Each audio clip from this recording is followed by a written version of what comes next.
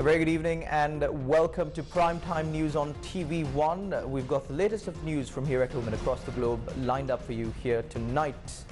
Before we take a look at those stories in detail, here are your top stories for tonight.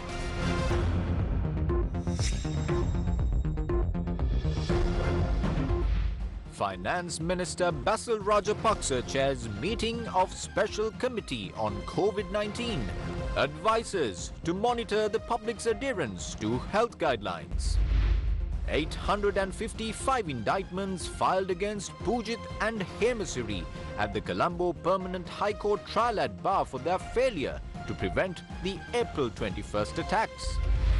Indian Foreign Secretary to arrive in Sri Lanka tomorrow.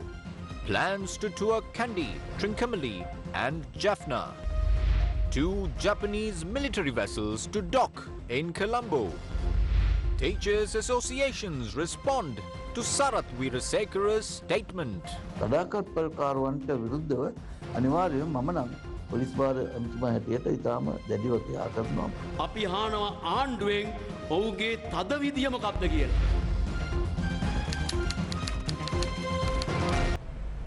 Governor of the Central Bank Ajit Nivard Cabral announced today that Sri Lanka will consider buying back some of the international sovereign bonds due in 2021 if they continue to trade at steep discounts. The Central Bank of Sri Lanka today unveiled the 6-month roadmap for ensuring macroeconomic and financial system stability.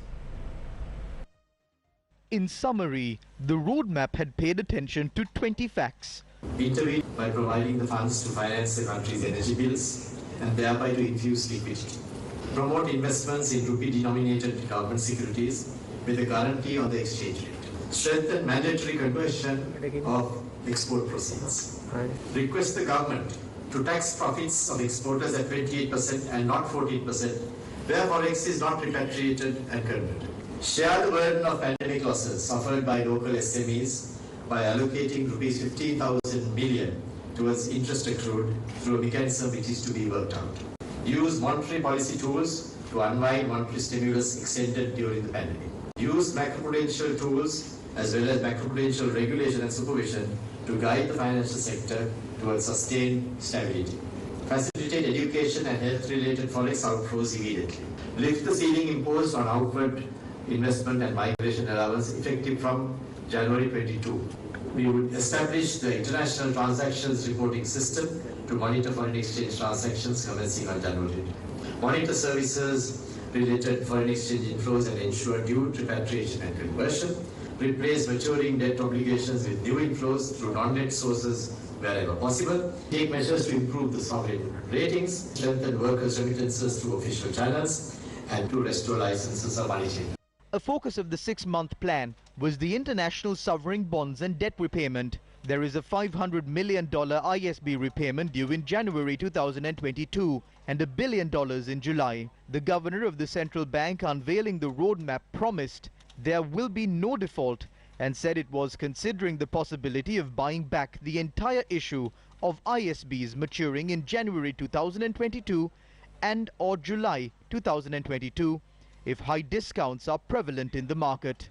The roadmap includes a proposal to replace maturing ISBs with government-to-government loans until ISBs to GDP ratio declines to 10% or less. The roadmap also requests the government to tax profits of exporters at 28% and not 14%, where forex is not repatriated and converted. Another announcement that was made at today's event was to discontinue cash margin deposit requirements on non-essential, non-urgent imports with immediate effect. We are today removing the cash margin requirements on the non-essential and non-urgent imports that will be lifted from today. But we request and invite the importers to act responsibly and only import what is necessary as well as their requirements, and unnecessarily not to build up their inventories as we go along. The governor of the central bank also spoke about the moratoriums granted during the pandemic. The roadmap speaks about expanding the moratorium while also providing liquidity support to affected finance companies. We want to see that the moratoria is unwinded gradually. not a sudden, it has to be a soft landing. So we want to make sure that the lockdown effect, because it is being felt by so many businesses, that the central bank will advise the financial system as well as the sector to indulge in that in a gradual fashion. And we will also provide liquidity, because we find that a lot of the businesses will now have to pay the old loans plus the old interest, the new loans and the new interest, and that can be sometimes very, very challenging. The governor also requested to stop parate executions and repossessions of vehicles in the next 6 months for the pandemic-affected borrowers. We would immediately suspend the parate execution. We would like banks to follow that, and the forced repossession of these assets up to 31st of March 2022 for the next 6 months, because we are recognizing that special circumstances has made it imperative that we provide that space, and during that period we would like the banks not to go through that process but to have other methods to persuade the payment, but not to resort to that. He further added that no changes whatsoever will be made to the personal foreign currency accounts or the PFCA, previously known as the NRFC or RFC accounts. I also want to make a very clear statement here that no changes whatsoever will be made to the personal foreign currency accounts, those were previously referred to as NRFC and RFC. There is no change whatsoever to those accounts. The Board of Executive Directors of the World Bank approved $500 million in financing for Sri Lanka to provide safe, climate-resilient roads to connect agricultural supply chains through the Inclusive Connectivity and Development Project. This project is expected to benefit around 16 million people living in rural communities in selected districts of Sri Lanka. According to the World Bank, the project would benefit 95% of passenger transport and 98% of cargo transport in the country. The World Bank says the project will create short-term jobs and would ease the dire economic situation post-COVID-19. The project will be implemented by the Ministry of Highways and a National Operations Committee, which will be established to monitor the progress of the project. Sri Lanka is expected to repay the loan in 28 years, including a 10-year grace period. J.S. Kaga and J.S. Murusame of the Japan Maritime Self-Defense Force is scheduled to make a goodwill visit to the Colombo port tomorrow. Prior to their arrival in Sri Lanka, the vessels made several goodwill visits to countries in the Pacific region and participated in bilateral and multilateral naval exercises. This visit will contribute to further strengthening the friendly relationship between Sri Lanka and Japan. The Foreign Secretary of India, Harsh Vardhan Shringla, is due to arrive in Colombo for a 4-day official visit tomorrow. The Indian Foreign Secretary will arrive in the country following the invitation extended by the Secretary to the Foreign Minister of Sri Lanka, Admiral Professor Jayanath Colombage. Shringla is due to meet with the President, Prime Minister and the Minister of Finance. The Ministry of Foreign Affairs said he is also scheduled to tour Kandy, Trincomalee and Jaffna. While the agreement to hand over a 51% stake of the West Container Terminal of the Colombo port to the Adani Group of companies was signed yesterday, the current agreement between the Indian Oil Corporation and Sri Lanka is due to expire in the year 2024. The visit of the Indian Foreign Secretary is expected to provide an opportunity to review bilateral ties, the progress of the ongoing bilateral projects and ongoing cooperation to tackle COVID-19 related disruptions. The discussion on the deal to allow the American New Fortress company to supply LNG to the Sri Lankan market continues. Preparations are being made to hand over shares of the new Subhadanavi power plant that is being constructed at the Yugadanavi power plant to this American company, as well as allowing the company to build a floating LNG terminal and new pipeline. During the Mawata program telecasted on our sister channel Sirasa TV, the Ceylon Electricity Board Engineers Association made a revelation on the dangers of this deal. The agreement states that we must go for a take-or-pay agreement. They will determine the amount of LNG. LNG means MMBTU. They say that we must purchase 23 million MMBTU annually. That adds up to about 117 in 5 years. And we must agree to a take-or-pay agreement.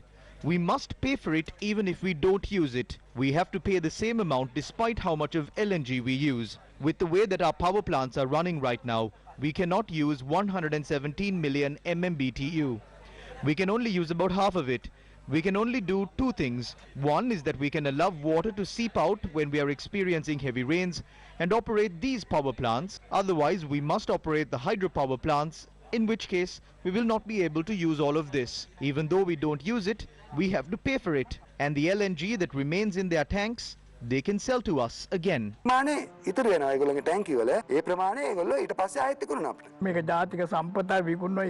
People are going behind the fact that this is a national asset and that it is being sold, but this is only $250 million. We are talking about a deal that is worth a total of $5,000. This company told their investors that they can produce LNG for $3.50. They sell it to Sri Lanka. Afterwards, they have mentioned two formulas. They have not mentioned which formula will be used. When we look at those two formulas, one puts the cost at $23.31 and the other puts the cost at $12.59. But they calculated and included it in the memorandum as 12 cents. When they calculate this, they will sell it to us at $10. There are three prices here. When we look at these three prices, if we buy at $10, the price of a unit of electricity will be 24 rupees. If we purchase at $12, a unit will cost 26 rupees. If we purchase at $21, a unit will cost 42 rupees. Well, we see high. Dollar we see unit The Samagi Jana Balavegaya called upon the chief incumbent of the Amarapura Mahasek, Most Venerable Tudampahala Chandrasiri Thero, and expressed their views on Sri Lanka's deal with America. The group of SLJ MPs called upon the chief prelate at the Thapover Meditation Centre in Kalapaluava, Rajagiriya. We have no other benefit besides the temporary income of $250 million. The national security of our country will be severely affected when the American company establishes a monopoly here.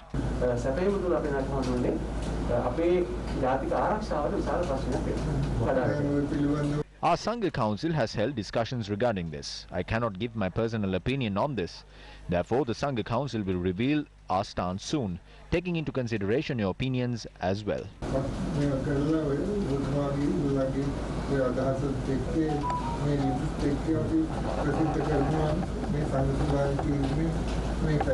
දැන් 22 companies had called for the tenders. However, the Americans won the tender by making deals with American citizens indiscreet without even calling for it.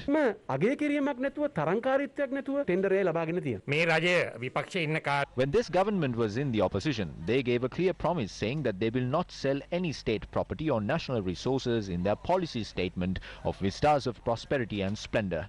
They said even what was sold during our tenure will be taken back. People in this government who said so back then is trying to sell 14 plots of land in Colombo today. If they are trying to sell the state properties and rule the country, there is no need for a government. The Special Committee on COVID-19 Control points out that the adherence to health guidelines after the country is reopened must be monitored. The meeting of the Special Committee on COVID-19 Control that was held virtually this morning was chaired by Minister of Finance Basil Rajapaksa. The health sector had pointed out that the threat of the COVID-19 pandemic spreading in the country will be greater after the country is reopened, and as such it is essential to ensure that the general public follows the COVID-19 health guidelines. The President's Media Division said that the manner in which private and public institutions should call their staff to work and how transport services will function have been detailed in the circular published on the website of the ministry.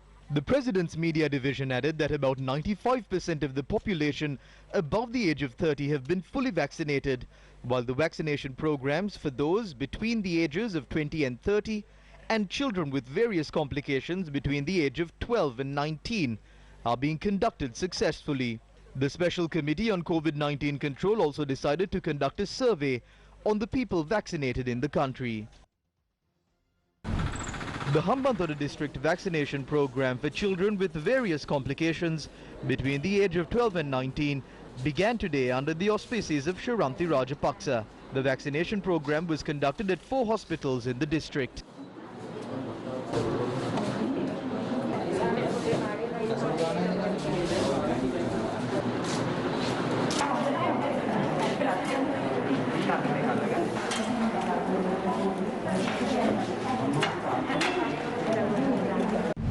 The COVID-19 situation in the country. The number of COVID-19 patients receiving treatment at hospitals has reduced to 11,595. 38,495 hospital beds had been allocated to treat COVID-19 patients. With the end of the quarantine curfew being announced, the number of daily infections reported reduced to below 1,000.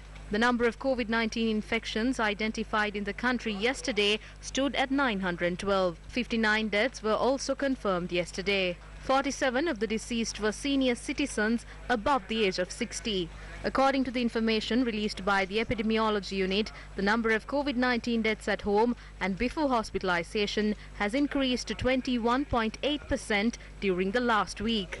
Out of the 2,421 COVID deaths reported in the Gampaha district, 664 of the victims had passed away before hospitalization. With the increase in the number of vaccinated people, the number of unvaccinated people who died of COVID-19 decreased to 43.7% last week. 56.6% of the COVID-19 deaths reported were vaccinated individuals, while 31.3% of that had only received one dose of a vaccine.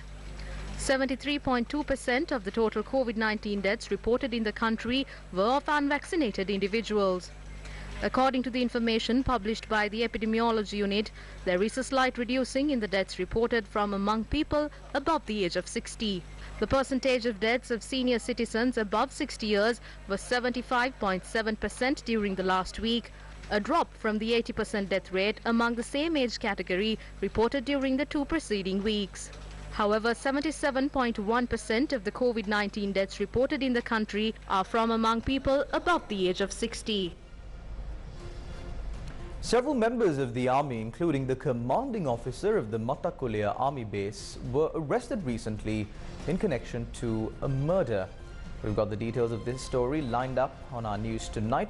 An indictment with 855 counts was handed over to former Inspector General of Police Pujit Jayasundara and former Defence Secretary Hemasiri Fernando today at the Colombo Permanent High Court trial at Bar for their failure to prevent the 2019 April 21st attacks.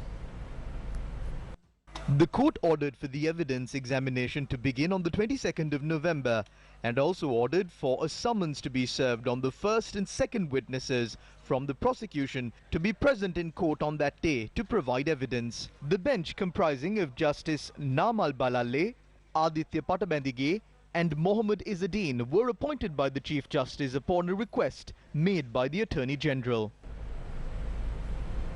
Minister of Public Security Sarath Veerasekara, speaking at a media briefing yesterday, said that he will follow a tough approach in dealing with protests staged by teachers. Teachers' associations as well as civil and political activists responded to this statement today. I am the only one who took Joseph Stalin in. When you look at the faces of these two people who are protesting, can you see any concern in them about the country? No. By demanding for a salary increase during a pandemic like this, they are deceiving innocent teachers. As the Minister of Public Security, I have even told the Cabinet that we must not take a soft stance against this. We need to take some steps against this. As the Minister in charge of the police, I will take tough actions against this. He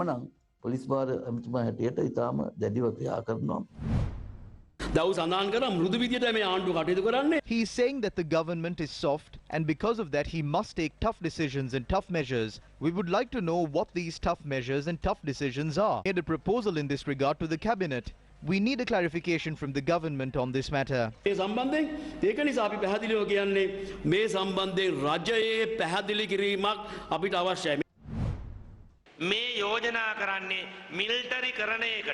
this not an implied proposal to militarize the country? We would like to ask as to if the laws in the country are not enough to rule the country. Have tough laws been imposed to address the garlic scam or the sugar scam? We would like to clearly state that we will not falter in the face of these statements and acts of Minister Sarath Veerasekara. Nari handawal walata, nari nataka walata, api yatat nowana bava, pahadiliwam api me avasthave prakasha karasi. We would like to stress that after this statement, if any of the peaceful protests staged by the people of this country are attacked, Minister Sarath Veerasekara will have to bear responsibility for that. We know that this is a threat. We would like to ask him to take tough decisions if he can. Take a tough decision if you can to address the incident where a minister threatened prisons at gunpoint at the prison.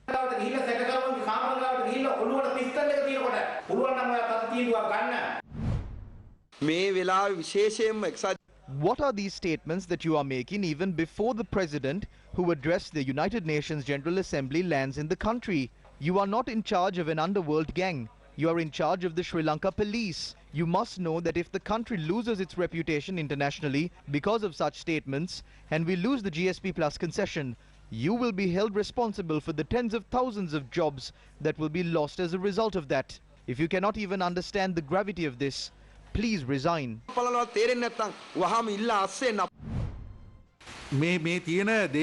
It is these people who play the role of the persecutor within the government who are dragging the reputation of this government to the drain. We would like to request the government not to prepare to go ahead with this suppression. This is not a military state. This is a democracy. So we would like to invite Minister Sarath Weerasekara to read the constitution instead of trying to act like a bully. Minister of Mass Media Dallas Alaha-Peruma has informed the Inspector General of Police that if a journalist in possession of a media identity card is arrested, the Director of Government Information must be informed of this arrest. Now, this was revealed when the Minister of Mass Media met with the Editors Forum last evening. There was much controversy over the summoning of journalists recently to the CID for an inquiry on a complaint lodged by Minister Bandula Gunawardena. During the meeting with the Editors Forum, Minister of Mass Media Dallas Alaha-Peruma had assured them that such incidents will not occur in the future.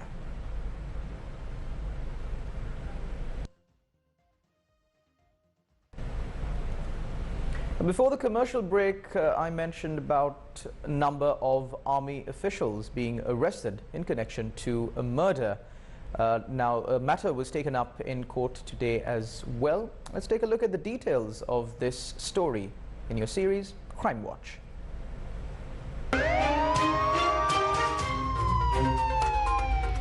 Crime Watch. Date 17th of August 2021. A person is abducted in close proximity to the Grama Seva office in Matakulia. Date 20th of August 2021. An unidentified body washes ashore on Crow Island. 4 days later, the spouse of the deceased identifies the body that washed ashore. Date 12th of September 2021. Wife of the deceased arrested. Police arrested 13 members of the army in connection to the murder. Date 30th of September 2021. Commanding officer of the Matakulia army camp, Lieutenant Colonel Hambanth Tilakaratna, arrested. Informing the court of the progress of the investigations, the police said that the victim had been abducted, assaulted and suffocated to death. The body of the victim was later thrown over the Sedawatha bridge into the Kalani River. Police investigation suggests that an extramarital affair of the deceased's wife had led to the murder. The case was taken up again today. It was revealed in court today that besides the wife of the deceased, everyone else in custody over the murder are Army intelligence officers. Attorneys representing the suspects requested court to provide special protection to the suspects while they remain in remand custody. Colombo Additional Magistrate Lochinyabe Vikrama stated in court that the suspects had not been produced in court with regard to an intelligence operation of the army. The additional magistrate pointed out that as the suspects were produced in court over the planned murder of an ordinary citizen, she cannot issue an order to prison officials to afford such special protection to the suspects. After considering the facts, the magistrate ordered for the suspects to be remanded until the 15th of this month.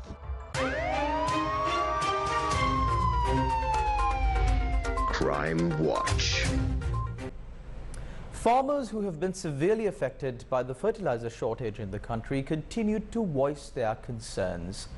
There are no signs of a permanent solution to this issue that has been plaguing the country for quite some time now. Potato farmers in Uva Paranagama pointed out that there is a reduction in their harvest due to the shortage of fertilizer.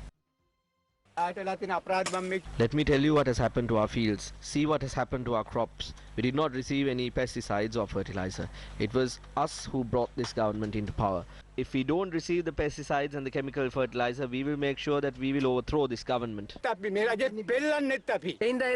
the government said they would give us a concession if something of this sort will take place. Now we demand the relief they promise. How are we to live without any money? This is what happened to the corn cultivation of farmers in Ahatua in Polonnarua. We are not as patient as we may come across right now. Earlier we had the fertilizer and the pesticides, but now we do not. The seeds we sowed are not effective in this soil. Currently we are preparing our lands for cultivation. We definitely need chemical fertilizer to cultivate our lands. We cannot cultivate using only organic fertilizer. The Gopi Bime Mituro organization in Polonnarua expressed their views at a media briefing today. If the government takes action to provide fertilizer of good quality to farmers, the cultivations will continue as normal. Or else we might experience a reduction in the harvest and the price of paddy might go up as high as 80 rupees to 90 rupees. Price of rice will increase up to 160 rupees to 170 rupees. We will be able to carry out our cultivations using chemical fertilizer. If not, cultivation in this country will meet its demise. It takes about 2 months for the decaying process of organic fertilizer. The government is trying to get commissions by importing fertilizer from overseas. Now the farmers have no idea as to how they should prepare to cultivate the coming season. I would like to remind everyone that it is the present government that is responsible for all of these issues. Immediate action must be taken to educate these farmers. These various mafias must be stopped. The government must at least try a mixture of chemical fertilizer and organic fertilizer.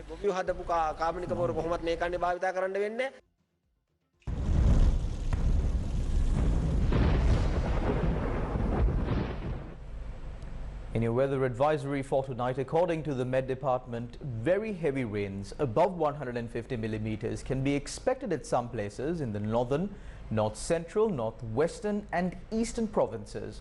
Landslide warnings have been issued this evening for the divisional secretariats in the Gaul, Kalutara, Kandy, Kegaul and Ratnapura districts. According to the Met Department, heavy showers above 100 millimeters can be expected at some places in the western and Sabaragamu provinces and in the Gaul and Mathura districts. Fairly heavy showers above 75 millimeters can be expected at some places elsewhere. The Met Department requests the general public to take adequate precautions to minimize damages caused by lightning and strong winds during thunder showers. Palindanur experienced the highest rainfall of 112 millimeters in the country since 8:30 am today. As a result, a number of roads were inundated. This is the Mahaulupitiya road in Mirigama. Roads in Shilau were inundated as well. This was the situation in Colombo. The movement of vehicles was disrupted in several parts of Yakkalamulla and Hirimbura in Gaul due to heavy rain and flood experience. Against the prevailing rainy conditions, an individual was reported dead following an accident that occurred in the Mapalagama road in Gaul. The deceased was a 40-year-old resident of Kodegoda. The Mahaveli Polgolla Dam Engineer's Office said 3 sluice gates of the dam had been opened to control the flash floods that could occur due to rains experienced on the western slopes of the Central Hills. The Met Department said that the sea areas extending from Putlam to Hambanth via Colombo and Gaul will be fairly rough at times. Education is an investment. Access to education for children is an investment to the nation. The lives of children in Agarapathananur earlier today took a 180-degree turn as they were brought into the light from the darkness. We have details of that story coming up shortly, but moving on in more local news, Gammadda organized many programs today in line with International Children's Day. Children have dreams. It is our responsibility to extend a helping hand to make those dreams a reality, because children are our future. The theme of today's Children's Day was Dare to Dream. Thousands of children sent their paintings to Gammadda in the past few weeks. We at Gammadda selected the best of those paintings and gave them prominence. As the pinnacle of that endeavour, the selected paintings were released on the internet as an e-book. We at Gammadha organised various activities for children on their day. Children cannot go outdoors and play like they used to do due to the prevailing situation in the country. But Gammadha was able to get together the children with their friends over Zoom today. In addition to that, a special rendition of the Nagitimu Sri Lanka song, performed by the Voice Teen Stars, was released today as well.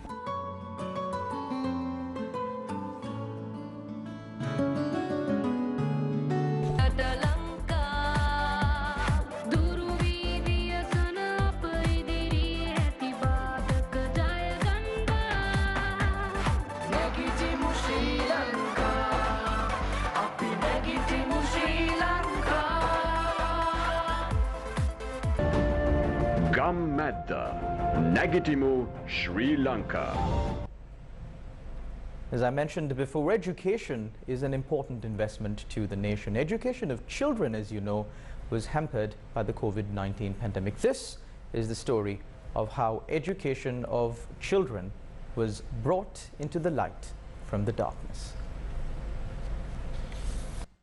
The children studying at the St. George Preschool in Amarapura, Nuwara have been in the dark for over 20 years as the school and the community hall in St. George Estate do not have access to electricity for over 20 years. At a time when their woes were fallen to the deaf ears of the authorities, the residents of Amarapura raised this issue before the Gammadha team that toured the Nuwara district last year as part of the Gammadha door-to-door initiative. Within just 3 months of time, the lives of the residents of Amarapura were illuminated as their electricity supply was restored after 20 long years. We had to face tough times to educate our children since the school did not have access to electricity for over 20 years. Our children can study properly now. We would like to extend our gratitude to Shakti and Sirasa for this. I studied in the school as well. Back then we did not have access to electricity. We had to undergo a lot of difficulties. This school now has electricity. We would like to thank Sirasa for this. On this Children's Day, the children at St. George Preschool are no longer in darkness. An event was organized today for the launch of Suwa Arana and to mark the Breast Cancer Awareness Month. Suwa Arana, or a place for healing, will be the first pediatric palliative care centre for unwell children and their families in Sri Lanka. This will be a centre for a special end-of-life care for children where the whole family can be together. The event saw the participation of Dr. Lanka Jayasuriya Disanayaka, the daughter of former Speaker Karu Jayasuriya and the spouse of former Minister Navin Disanayaka. Sri Lanka Prathama This initiative will be launched in February 2023. Our message is very clear and simple. TLC. TLC means touch, look and check. It also means tender loving care. It is something that you can do for yourself and your loved ones. If you notice a difference, please consult a doctor immediately.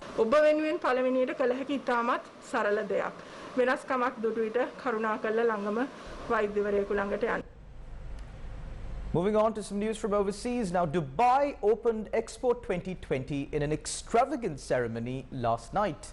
The Expo will be one of the world's first global events following an Olympic this year. We leave you tonight with the stunning visuals of the Dubai Expo. Thank you very much for tuning in to Primetime News on TV1. I'm Charlotte Benedict for the News First team. You take care and God bless.